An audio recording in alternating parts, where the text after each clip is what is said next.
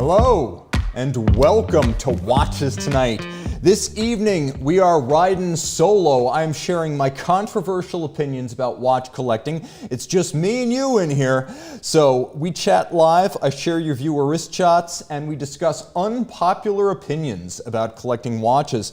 Let's see who's in the box. We've got Edward, we've got Soma, we got Sean, we got Jim Millett from the UK, Edward from Sweden, Slowboy Fuel Pump, Michael everywhere from Manhattan, Kian Bani joining in. We've got Junior Johnson from Michigan, Arto Charles, Mike B catching me live, and I'm happy to have him. We got Why Not Adrian catching it live from my new home in Switzerland. That's one of the reasons we do the earlier show. We want to get the Middle East, we want to get Europe and North Africa. Alessio from Dallas, Texas. We've got Emex from London, and I've got Calvin joining in from St. Louis, Casper joining in with Damon, and Bob Dole from Monument, Colorado. We've got Nudel Miroslav from Europe, Tak Ivar from Miami.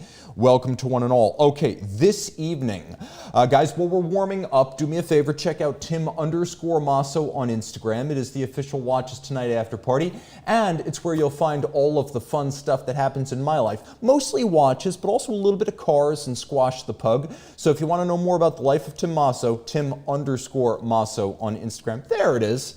And my visit to the Lamborghini Club out in Monterey. All right, we got Steve Thorpe from Doylestown, Pennsylvania, Jeff Taylor from Manhattan, Kansas, by the way, and we have Pelagic from Mineral Springs, Ohio, Ordinary 999, Stand Up Late in Continental Europe from Norway, Nick S. from New Jersey, we got HRM from the Kingdom of the Netherlands, MCC Le Chinois, name I haven't seen in the box in a while, but we're happy to have him, Growing Reality here from Pennsylvania, we got Abdul from Germany, Alex Waltz also from Germany, Peter A., and Dr. Kevin Moore. Dr. Moore, it is always a pleasure. So guys, tonight, here's the thing. We're starting off with Jeff S. Viewer wrist shots number one. Jeff always brings the heat, no exception here. Full bracelet, Romain Gaultier C. How much do you love that dial? Well, the Gaultier C has been a controversial piece in a lot of ways. I have to say that as a sports watch, it is class leading, and style like that is the reason. We got Guillermo, who stuns with his Longa Odysseus at the Pebble Beach Concours d'Elegance, out on the green with the 1939 Mercedes-Benz 540K. We got Wasim R, who has only the best in watches, drinks, and cigars on hand with Grubel 4C full bracelet and a cigar fit for a king.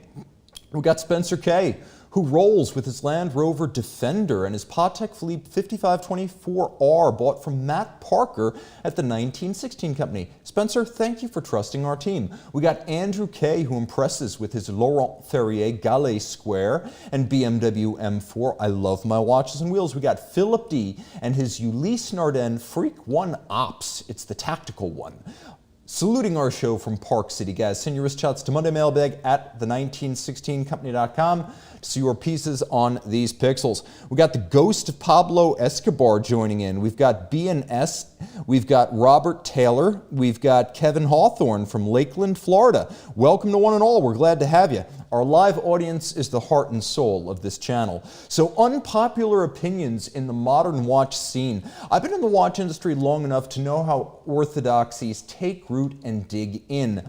Maybe it's the speed of information in the internet age. Maybe it's the effect of high velocity social media and the number of them out there. Maybe it's just the current generation of watch collectors being the first to grow up in the era of information uniformity that spans countries, cultures, and continents. Whatever the reason, I don't need to read the room anymore. I've got a pretty good sense of it by now. I know what most collectors are thinking on most issues, and I know that because watch culture has become extremely online. Rare is the collector who genuinely directs his own journey and forms unique opinions. As a result, I can safely say that the discussion section of tonight's show is going to offend most of my audience, or at least a big section. If you get through all of these agreeing with me, congratulations, but that's not the idea. I want you to pick a fight at least on one point here, because these will be controversial choices. Don't take it personally. These are unpopular opinions. Okay, the first one, a brand we all know and love, myself included, but Lange should not be any part of the Holy Trinity. of Patek, Vacheron, and Audemars Piguet. Trinity is a historical term, not a qualitative one. It doesn't mean that those are the three best. Historically, it has significance because you know what we're talking about, but qualitatively, today, it means only that they are very good. It's like the Ivy League. There are 10 to 20 schools just in this country that are qualitatively just as good. In fact, some of them have better individual departments and programs. But when you say the Ivy League, that is a fixed quantity. They are not accepting new members, and we use the term only for honorific and historical reasons. Now, neither the watch term nor the academic one works like European football, where you have team relegations each year or every couple of years based on performance. It's pretty much set in stone, and for that reason, I think the term is also set in stone. We don't need to revisit this or start changing the membership. There are probably a dozen different independents these days that decorate better than the Trinity, and that's just counting independents, like Grubel Forsey, de Bethune, Romain Gauthier, and many, many others like Laurent Ferrier, or even if we want to go with big brands, some like Breguet or Ferdinand Berthoud, which is owned by Chopard. Again, qualitatively, they are much better than most of what you get from the Trinity. Now, Lange, here's the other thing you need to keep in mind. If this were some type of qualitative declaration of the top three, well, Lange is at best the third finest finish in Germany after Moritz Grossmann and Lang und Heine. And we're not even talking about small creators like Philippe Pikulik or Marco Lang here. We're just talking about companies that make a reasonable number of watches.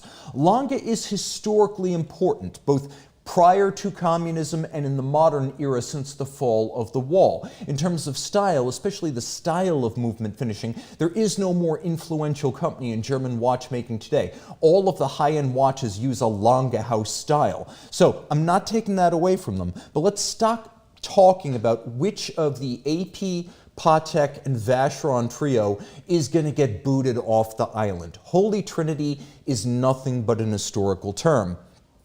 Jumping into the box, we got Pocket Watch time, ready for controversy. We got Rich Mitch saying, did he just say European football? Yes, we have Americans here. They need that distinction. We have CLF joining in. We got Tax saying, should AP be in the Holy Trinity? And I am an AP watch fan overall. For historical reasons, yes. If we're coming up with a list of the best watchmaking companies today, probably not. But they make great stuff. Randy S. saying, don't feel bad, Tim. I also can't go a show without offending someone. We got John Aldridge joining in from Rifle, Colorado, one of the most evocatively named U.S. Western towns. And then Ordinary 999. Tim, any thoughts on the Bulgari Solotampo Octo 38? If you like it, buy it. If not, don't. I think that's a watch where you lead with style and you buy on style. Watch enthusiast. Tim, did you get your dream de Bethune? I don't know. What else is going on here? Brian Scott, don't forget to upvote, guys. Believe it, man, I don't ask you to subscribe or like. This one time, I'm going to say, please, if you're watching, do so. And then we got Natanel joining in, along with Gabe I, asking, what about a Holy Trinity, the best, who's in it? Too many companies are good at too many different things to come up with three that are just the best overall. So, let's talk about hype watches. Here's my opinion. Their retail prices are too low. Want to stop flippers? Dynamic pricing ensures that only the people who really value the watches will get them. See these Journes for 100 grand? That watch retailed for 42,200 francs in January of this year. Now, even with the conversion of dollars, even with the hit the dollar has taken and the tariffs, that's still not going to be $120,000. My point here, this watch is underpriced. You want to do away with flippers? Charge market pricing for the watch and don't keep the retail so low. Obviously, clients who get waitlist privilege to buy hype watches at retail don't want to hear this, and dealers like me don't want to hear it because obviously flippers are a big part of the aftermarket. No one's going to lie about that. But it is true. Charging market-based pricing on open market sell values and auction results, which are fairly transparent, will stop the flippers, end speculative bad faith by people who get the watch with no intention but to sell it, and discourage anyone but those who truly care from getting on a wait list. Now, I can see some challenges here, since the very existence of a waiting list makes aftermarket premiums hard to eliminate entirely. After all, somebody will always pay more, even if it's not for the sake of buying it and flipping it, just for the sake of skipping the line. Someone will pay more for that. But the line will shrink immensely if all of the flippers take themselves out of the running and leave the aftermarket no longer basically a recourse for an easy profit.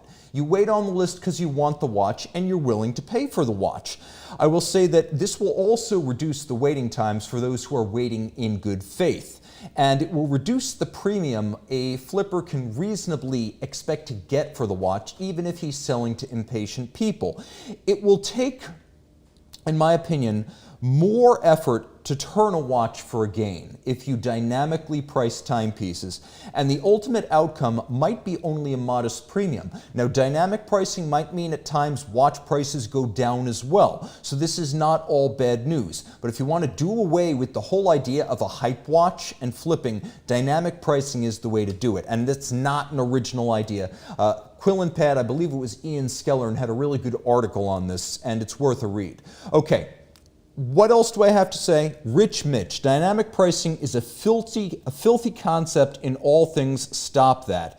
Jim Millett, Tim is cooking on gas tonight. Abdul saying, I remember when it was around 30K, those took off with no return.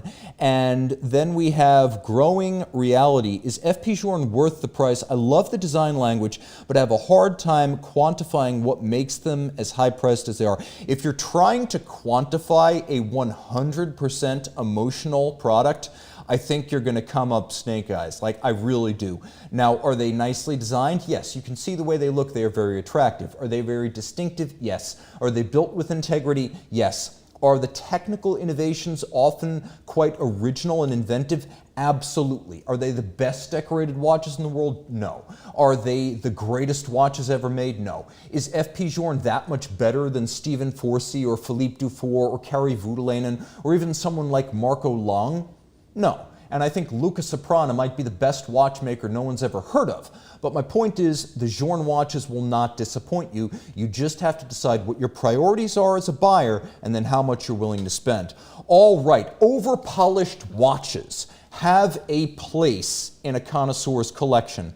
Mark Cho is a wise man, well beyond his years. Founder of The Armory, watch collector extraordinaire, a great entrepreneur, and a realist in the vintage scene.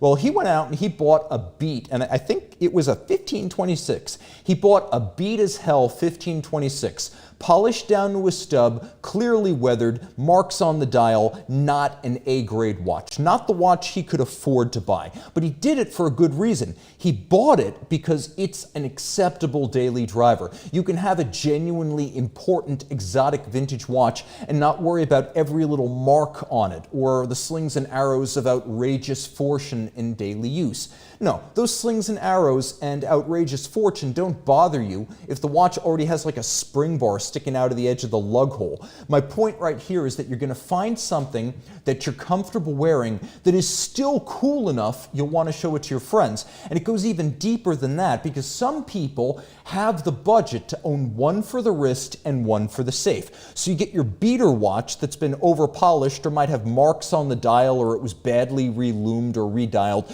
You wear that one every day. And then you have your other one that sits in the safe, so you can genuinely say you've got one that's, I don't know, an investment or a keeper or something to leave to your heirs, and you get to enjoy the best of both worlds. I have a friend, Drew Koblitz, and I'm only using his name because he's so public about the cars and watches he has on social media.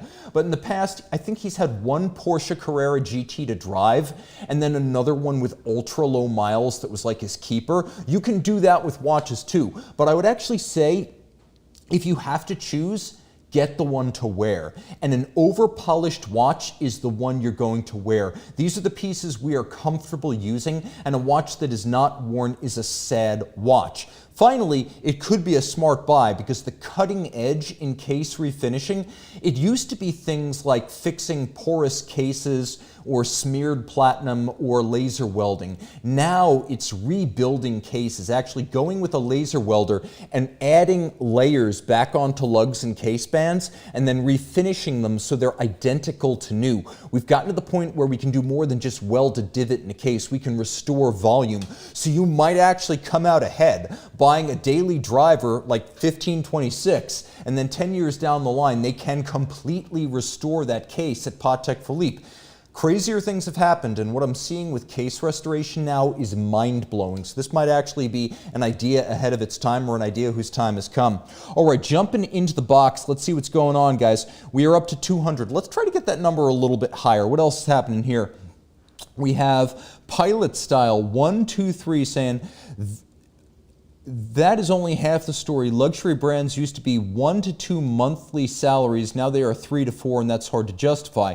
And quite a bit more in some cases, I have to add. Josh saying both of the ceramic references, 126500 LN, are the 992.2911. That's an interesting philosophy there. And by the way, that is a previously used appellation, the LN, for a black bezel ceramic Daytona. So that's what he's talking about right there. What else is going on here? We got Steve Thorpe saying, haha, a $100,000 beater. That is true FU money. Abdul saying, beautiful watch, love those vintage watches. Unfortunately, I don't wear gold, so only steel ones would fit. You've also got the option of platinum. I'm just saying, they're out there. What else is happening here? We have Edward saying, Mosso rules. Hopefully not like the way O'Doyle rules. Mosso rules for real. What else is going on? Why not Adrian? A watch that is not worn is a sad watch. We'll definitely remember that if I get a Grandmaster chime. The scratches will hurt my heart though. And Felton Jarvis is saying, I guess I have many sad watches. Come on, get those watches out there in the world. All right, Hublot. A lot more fun and substantial than you think. Yes, Hublot is guilty as charged of this. And a lot of this too. But if anything, Hublot's relentless marketing causes sophisticated collectors to assume that there is nothing inherently valuable beneath the advertising blitz, and that would be a mistake. Here's a few virtues we've missed. Magic gold. You hate scratches? So do I. A gold that is as hard as ceramic and basically indelible, and because of its unique tone, reads more like a type of weathered bronze than the hallmarked 18-karat gold it is. It's created by injecting 24-karat gold into a ceramic matrix, and it comes with this lovely matte blasted finish in every instance. I love magic gold. Mecha 10, 2 barrels, 10-day power reserve, Meccano style, caliber 1201. Oh yes, and it has 2 power reserve indicators, one for 10 days and one for 48 hours. One gives you a number, the other changes color. Many different options. You can get metal, you can get ceramic, precious metal, you can even get magic gold, and a push button quick release for the strap and 100-meter water resistance. Yes, please. Ultra thin watches, believe it, caliber 1300. You see it with your own eyes. Only 2.9 millimeters thick, done in-house with a 90-hour power reserve. It is genuinely high-end watchmaking by Hublot. Beautiful chronographs. The Ferrari Classic Fusion GT, designed by Centro Stile at Ferrari and built by Hublot with a Unico in-house flyback caliber. This was maybe the first modern era, that is post-Biver, Hublot watch that I looked at and truly thought that is beautiful, not just provocative. And Richard Mille level complications like the tech frame tourbillon made of multiple materials with sapphire bridges, chronograph, and tourbillon. It's a lot, but guess what? It's worth it. And then there's the ergonomics, which Hublot does better than anyone in the big watch business, realizing that you can make a bigger watch, but you can't make a bigger client. And ultimately, that watch is probably going to be on a wrist somewhat like this, which means at the end of the day, you have to make it big, but also make it fit well. And they put a lot of time and thought into this, and it does work. So on that level, an ergonomic dream come true, a big watch for a small wrist. Many have asked, Hublot has answered.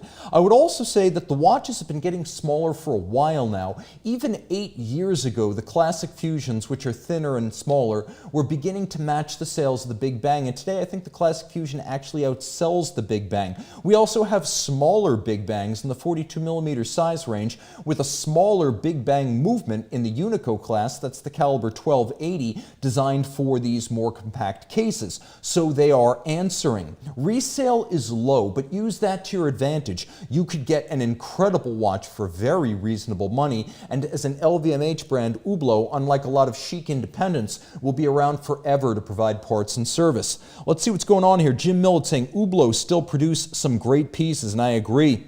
We got Mia saying, I bought a Grand Seiko because I always wanted a Grand Seiko, and I got it in quartz so I can daily drive it and never have to worry about knocking the hell out of it. We got Abdul saying, I try to wear almost all of the watches equally. When I notice I'm wearing one too much or too little, then it's time for a trade-off. What else is going on here? We have Why Not Adrian? Is the original Breguet Marie Antoinette a sad watch? Well, given the fate of the intended client, I would almost have to say yes. But the same could be said of Harrison's H4, which sits in a museum. By the way, if you're watching this after the fact, tell me in the comments below, what do you think the Harrison H4 would fetch on the open market? Like if that went to auction in the fall. What else is going on in here? We got the ghost of Yiddish Gambino looking at watches on eBay from overseas and seeing the estimated tariffs and falling out of my chair. Buying on eBay from Asia is dead. The tariff problem is a real problem, so the solution is if you're in the US, buy pre-owned inside the US, because we've taken a 10% currency hit versus the Swiss franc since the beginning of the year. That's not a problem if you're buying a used watch out of Hong Kong or Singapore, but you're going to pay that tariff on a Swiss basis no matter where the used watch comes from. The solution, buy in one currency inside the US domestic market. You don't have to worry about the currency depreciating or the tariff. Again, that will limit some options. What else is going on? Kyle K, think you need some more cars on the desk. Of these, my favorites are the American cars from the 50s. And then the smart car on top of the Hummer. All right, what else is going on here? Kyle say, hey Tim, you need more cars. Jim saying, Wolfgang has made the Hublot cool again, but not liking the idea of buying him a sapphire case one. That is true. They are very expensive, the sapphire cases. And then we have Why Not Adrian saying, not all watches are sold in francs. Swiss are good at marketing, but the main business is done in USD. True, but if the watch comes out of Switzerland, at any point in its existence right now, you have to pay that tariff when it comes into the US. And if you are buying from Switzerland, there's going to be the currency thing. What else is going on here? Sam M. Only one Hublot I find somewhat attractive is the Classic Fusion. Let's jump back to wrist shots. Number 2, Nathaniel K. of South Florida gives us the Watches Tonight debut of the 2025 Rolex OP41 in Med Blue. Looking good.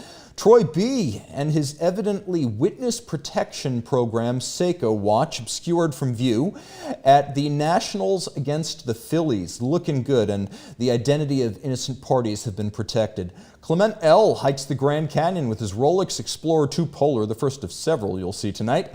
And then we have Robert R. and his buddy Brandon teaming up with the Omega Speedmaster Professional Moonwatch and the Grand Seiko Tentograph. Gary cruises the Arizona desert with his green dial Rolex Sky Dweller. Send your wrist shots to Monday Mailbag at the1916company.com, or if you prefer, thewatchbox.com if you're a vintage guy. All right, unpopular opinions from Henry West in the box. Light beer neither tastes great nor is less filling. Well, that's why we generally ignore light beer and mainstream American beers. We're the best in the world at craft brewing, but stay the hell away from anything sold in quantity. As far as light beer, I've got to agree. Pick your moments, get the full fat. And then we got Keystar G60, pros and cons of carbon composite as a case material. 1, it's very light. 2, it tends to be hypoallergenic. 3, it does a great job of hiding scratches and marks. The drawback, it can feel toy-like. Not everyone likes that. It's more likely to mark. Now, not the TPT stuff that Richard Mille has, but that's not strictly a carbon composite.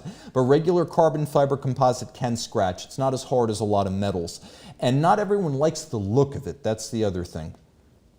Unpopular opinions in the modern watch scene.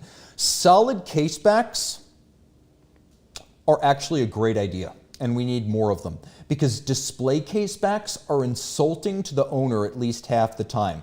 It's like giving someone beef jerky and expecting to be thanked for steak, thinking the person is so crudely refined he will not know the difference. So JLC right here does solid case backs right, giving you an interesting design and a solid rose gold medallion that actually tells you something about the history of the brand with the geosphere from 1958 and the fact that this watch has gone through a 1,000 hours test. Others, again, beef jerky, and they're acting like you should be grateful for filet mignon. Check out Oris and Tudor display case backs today for an example of what I mean. I like Oris and Tudor. I just think as a artistic statement, they could make a better one with an interesting caseback design than showing some of the rather rustic movements that are functionally excellent but look a little plain. I would rather just have a really good looking solid caseback. Rolex has understood this for a long time, keeping the dial the focal point of the watch, the movement, the bracelet, not so much the caseback. Gems on a man's watch can be a welcome addition. Artistry, distinction, hard value. Look at this execution. As with anything, it can be done well or disastrously. It's on a scale. It's not binary good or bad. This execution by Simon Brett on the Chronomètre Artisan, the haute joaillerie. Unbelievable, 300 diamonds and emeralds with color matching oxidations on the features that are made of metal. This is as good as it gets. Who wouldn't wear this with pomp, circumstance, and pride? This is anything but a lady's watch. Look at the detail, the color, the compounding of different crafts into a single canvas. And the caseback with all of these perfectly fired or anodized metal parts that mirror the dial. This is as good as it gets in watchmaking. Or the dial of the Patek Philippe 5170p. Gems inside the watch are often a lot easier to bear as they were on the dial of the Simon Brett. Of course, here they're a bit more functional, acting as indices, and a bit more discreet, but I think this is an incredible application that will be uncontroversial. And subtle gem setting can be incorporated right here first into the dial for the indices, the constellation Orion, and 44 sapphires and 44 diamonds on the moon phase of this de Bethune DB25 moon phase starry sky. But look at the case bands, where now you have setting of blue baguette sapphires that are individually set with no visible pincers or mounting tracks. Here's a better look at that, all blue sapphires. How can you not adore that and the subtle luxury and opulence it adds? You would have to have a zombie pulse to not find at least some of this cool. All right, jumping into the box, guys, we're up to 250 live viewers. Let's get that up to 300 for old time's sake. We got Jim Millett saying, loving that DB. We got Jeff S, who's late again. That's too bad, Jeff. You were the very first wrist shot tonight. I love your new C. We got Joe Mama, who is subtle about that. I appreciate that sentiment. It's got kind of a 1990s Beavis and Butthead kind of sensibility about it. We got Pocket Watch Time saying, boo, I only like exhibition casebacks. And then we've got Josh saying, Rolex should never have started doing exhibition casebacks. And then Josh saying, Artisan de Genève exhibition backs bother me to no end. And then what else is going on? Andrew T saying, baguette gems are the best cut for men. And I actually agree with that. I'm feeling that on an emotional level. We got Soterios joining us from Greece, staying up late. And Josh saying, 5170, perfect choice. The gems are for the owner and nothing more. Barely visible from a distance. Picked up a Sundest Oyster Flex with the baguettes last year and absolutely love it. And then we have Why Not Adrian, unpopular opinions. Flat bezel Rolex watches are ugly and illogical. Okay. And we got Modash joining in from Miami and went to look for Patek. All right, unpopular opinions. Between few and zero watch writers, and that includes me, are journalists in the professional sense. So we're all either tied to some kind of a retailer, as I obviously am, a manufacturer, as I also am, or we're acting as dealers for bespoke editions linked to our blogs, magazines, or websites, which incorporates most of the people who call themselves journalists in the space. Now, I'm not attacking their integrity, and I'm not impugning their writing skill or their authority as knowledgeable people. What I'm saying is that journalist is a very high standard. That is a word you don't throw around lightly, because even when they're not selling anything, look at social media figures who get sponsored by brands, writers who get stuff for free, or they get samples for free, or they get to go to junkets in Bali for free. And very little of this is ever disclosed. You cannot be a journalist and on that gravy train. I always feel like the most honest way to approach my work is disclosure of my role as a marketer first and foremost, and everything else second. Then you can listen to what I say with a critical lens and take it or leave it.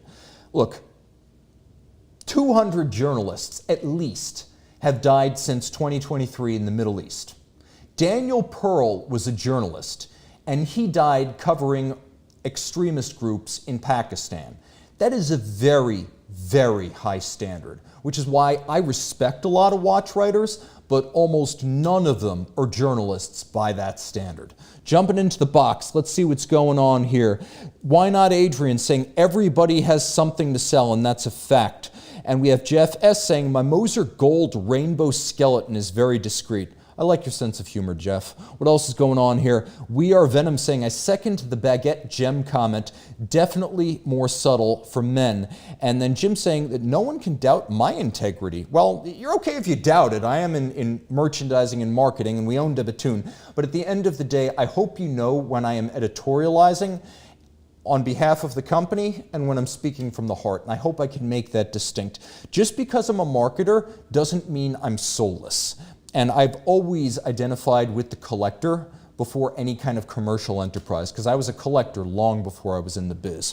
What else is going on here? We got Watch North London. So right, Tim, simpler to say what your gig is. And we got R&S getting up early from Canberra. We're talking about unpopular and controversial opinions, my man.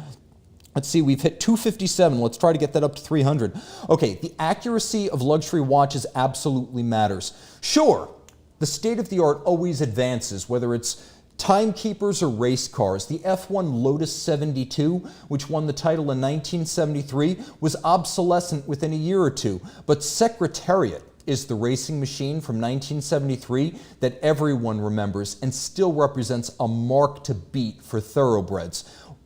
Sure, a phone can keep better time in 2025, but the Lotus was faster than Secretariat in 1973, and yet even ordinary people remember the horse. Very few people who aren't fans of F1 remember the car. And if you're just striving to have the ultimate in technology, what you've got will soon be obsolescent. It's working in an old paradigm. Thoroughbred horses, traditionally bred and trained, mechanical watchmaking, built by hand, crafted with springs and escapements and oscillators and wheels. I want to see the most accurate mechanical watch possible, because that is another extension of the watchmaker's art. It's not just about beauty.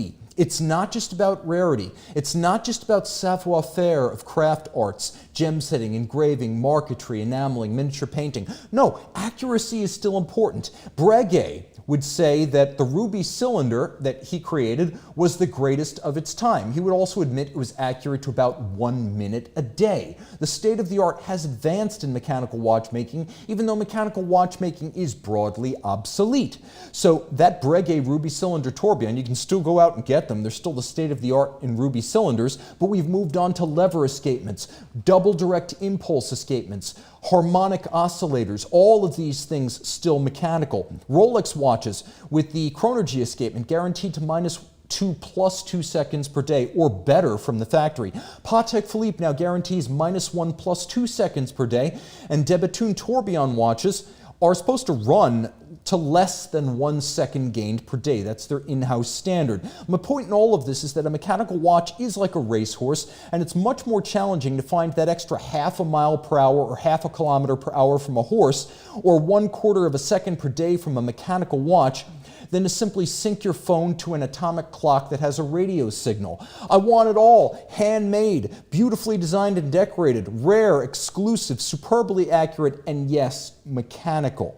An exceptional mechanical watch should be exceptional in every way, and the comparison is to other mechanical watches, not electronics, so accuracy matters. Wrist shots number 3. We got Matt R., who joins with a rarely seen Cartier Rotonde de Cartier annual calendar. Jim R. and his Omega Aquaterra appreciate the sympathetically orange drag racer of a friend, which apparently runs 6-second quarter miles. Stephen E. impresses with the rarely seen King Seiko Tenjin Fuji Violet, which is very cool. Assad S. of California rolls with his hot-rodded 1975 Porsche 911 and Rolex Sub two-tone. And Brad enjoys the weekend in Hilton Head with a brew, hopefully not domestic, or a craft brew if it is, and his Rolex Explorer 2 Polar. Send your wrist shots to mondaymailbag at the1916company.com. See your pieces on these pixels. Unpopular opinions in the modern watch scene. Here's my most unpopular opinion of the night. We have too many small, independent, or micro brands. Follow me here. There's only so much oxygen in a given spaceship. And while a few astronauts are great for completing your mission, you don't want to have too few. If you have too many, you start to use up the oxygen too quickly. Now, all of a sudden, there's not enough for anyone. I don't have a graphic for this one because I don't want to put my finger on any one brand or group of brands. I begin to worry that we go from a place of independence as a novelty to independence now as something of a rule. There are more small one-horse sole proprietor or low volume brands outside of the major groups than there are brands inside of the major groups. Patek, Richemont, Rolex, LVMH, Swatch, these are now the exceptions, not the rule. And I have a concern that at a certain point, so much money has been siphoned off by these splinter brands, spin-offs, and upstarts that no one of them is going to bring in enough money to survive, or too few of them will. Historically, including the Swiss watch industry in the early 20th century, and again in the 1980s, there were times when governments forced combinations and consolidation out of concern that too many small, weak businesses are likely to result in fewer total jobs and less commerce than if a few large and strong ones are formed in aggregate. Historically, this has happened with airlines, banks, semiconductor manufacturers, car companies, and yes, Swiss watches. The exact same thing happened in another one of my worlds, the hand-built bike industry, where a few years ago at Interbike, it seemed like there were just too many people welding the same Reynolds tubes together. And sure enough, the splitting too many different ways of the artisanal bike money meant that a large number of them and the show itself actually failed. So this is not a theoretical problem. And I would say this. We're at the point where anybody can call a number of well-known suppliers, order a watch with his name on the dial, and have it ready almost immediately, like within less than a year. Remember when I shot the video about the Donald Trump victory tourbillon? It wasn't a political episode at all. I was trying to figure out whether the watch was worth real money. In the end, I decided largely on the basis of the gold, yes, it was. But here's the thing. How do you think a guy with no watchmaking history, who's clearly not making them himself, and in the middle of a campaign, suddenly was able to put out a watch within the space of a general election campaign, which lasts about 6 to 7 months in the US? Well, he did what everyone else has done. He followed in their footsteps. He called up a lot of mainstream suppliers. He got the watch built, and he put his name on the dial. There are companies like Schwarz-Etienne, which makes many different small brands right now. BCP Tourbillon, which created the tourbillon movement for Trump. Telos, Cercle des Horlogers, which is associated with Speak Marin. UWD, making watches movements in Germany. Chronode in Switzerland, which will build an entire watch for you. The Parmigiani family company, Solida, which will build anything from part of a watch to all of a watch if you want. And many other component makers that are willing to take anybody's money and anybody's call. These companies vary in size, but they're all large enough in scale to handle many clients, often being built out of the same factories today. So the whole idea of independent watchmaking as an institution in the market, as a conservatory for craft skills, is undermined by the reality that these watches are like the vibe coding of watchmaking, where you take an AI, you tell it what you want the program to do on the user-facing end, and it handles all the back-end coding as an AI coding through to create the front end functionality that you as a vibe coder want. And so you can have a person with absolutely no computer science background programming an app or a website with an AI, vibe coding, putting in the order and letting the machine create the finished product. That's how a lot of independent brand watches are today. Some dude with an idea sketches something, sends it to the Swiss, they send a finished product back a year later. It's not far removed from how this is actually working. We're not talking anymore about Journe, Flageolet, Grubel, and Forsey. They came up in an environment where you had to make your own watch if you wanted your own watch. Today, that's not the case, and I feel it's becoming too easy to launch a small brand and dangerous to the small brand scene as a whole. Okay, here's another gem I wish we could abandon in place on the farthest reaches of the internet. Abandon in place and never look back at this notion that vintage watches have more soul or character than new watches. No, they don't. That's a social construct. Some of that is benign and romantic, and some of it is perpetuated by people who just like old and offbeat things and find the pursuit of rare pieces more charismatic and appealing than simply going to a dealer and making a bank deposit. That's the innocent side of this. The not-so-innocent side is that much of this belief in the soul and character and patina of vintage watches comes from snobs and dealers who have vain or selfish motives. Of course that old damaged watch is worth ridiculous money. It has patina, it has charm, it has soul. No, it doesn't. If you all agree it does, then I guess it does, but it's a construct. It's like the Went School of political science. We have these institutions because we all agree they exist, not because they're objective. And soul on a vintage watch is something that only exists if we believe it, and it's usually some sort of an annex to a desire to get more money for some old damaged watch you're selling. Machines don't have souls. So this form of hype, well, it's a form of hype cloaked in endearing sentiment, which is innocent at first, but becomes more pernicious as more money is involved. But make no mistake, it's a form of hype. And the meaning that a watch has to you is a product of the experience of discovering it, researching it, commuting to a community online, a forum, a WhatsApp group, a bunch of people who just love the brand or the model as a way of life, not because they're trying to profit off it. And then, of course, the experience you build around a watch by living with it. That's what gives your watch soul, the memories you build around it. You don't buy that out of some vintage dealer's case. Okay, unpopular opinion. Watches should not be polished to look new unless there's actual disfiguring damage. Here's the thing. If you've got a big dent or a deformed lug, by all means, do what you can to fix that. But 95% of watch owners claim to believe that it's best not to obsessively refinish a small amount of scratches or scuffs or marks of wear or burnishing. But I know, because I see the service paperwork that comes from the watches we buy, that a lot of people who are offered complimentary polishing always elect it. And so a lot of those people who are saying that they embrace this idea that your watch is a roadmap of all the experiences you've had and the marks and the memories, they go ahead and they polish that thing when it's offered for free during service. I'm going to argue that no, you shouldn't, and you should actually live that ethos, because most of the people who say they do are actually hypocritical. It's usually free, which makes it that much harder to refuse it as part of the service, and only a scant number actually decline it. Resist that urge. When I sent my Memovox Snowdrop, which you're looking at right here, for a factory restoration, they gave me a bunch of options.